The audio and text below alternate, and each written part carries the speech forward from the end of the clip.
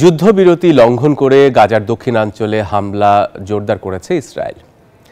যেখানকার ভূগর্ভস্থ টানেলে ১.৫ শতাধিকের মতো হামাস যোদ্ধা লুকিয়ে আছে বলে ধারণা করা হচ্ছে। এদিকে আরও এক ইসরায়েলির মরদেহ ফেরত দিয়েছে হামাস। অন্যদিকে শিগগিরই গাজার স্থিতিশীলতা আনতে আন্তর্জাতিক বাহিনী মোতায়েনের ঘোষণা দিয়েছেন ডোনাল্ড ট্রাম্প। যদিও এই উদ্যোগ কতটা কাজে দেবে তা নিয়ে রয়ে গেছে সংশয়।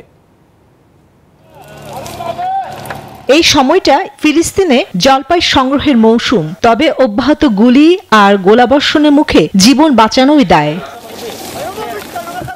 সম্প্রতি গাজার সব ভূগর্ভস্থ টানেল ধ্বংসের নির্দেশ দিয়েছেন ইসরায়েলের প্রতিরক্ষা মন্ত্রী। দক্ষিণাঞ্চলে মাটির নিচে থাকা টানেলে ১৫০ হামাস যোদ্ধা অবস্থান করছেন বলে ধারণা করা হচ্ছে। এখন তাদের আত্মসমর্পণ নিয়ে আলোচনা চলছে। এরই মধ্যে যুদ্ধবিরতির অংশ হিসেবে আরও এক ইসরায়েলি জিম্মির মরদেহ ফেরত দিয়েছে হামাস। ওদের স্বপ্ন পূরণে পাশে থাকতে পেরে আমরা গর্বিত।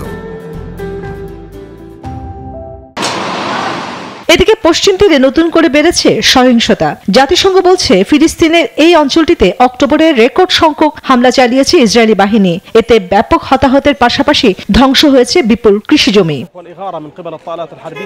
মানবিক সহায়তা পাওয়াও গাজার বাসিন্দাদের জন্য ব্যাপক চ্যালেঞ্জের। এই নিয়ে বরাবরই ক্ষোভ ঝেড়ে আসছেন জাতিসংঘ।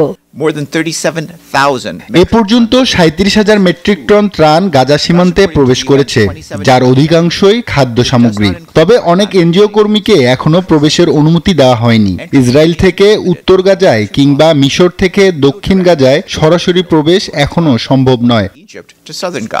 এদিকে ফিলিস্তিনি গাজার গণহত্যার অভিযোগে ইসরায়েলের প্রধানমন্ত্রী বেনিয়ামিন নেতানিয়াহু ও দেশটির জ্যেষ্ঠ সরকারি কর্মকর্তার বিরুদ্ধে গ্রেফতারি পরোয়ানা জারি করেছে তুরস্ক।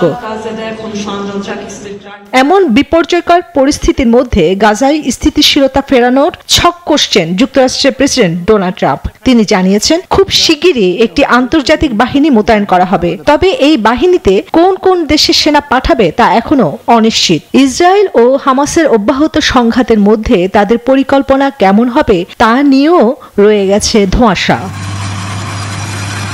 চন্দ্রানী চন্দ্রা, নিউজ 24।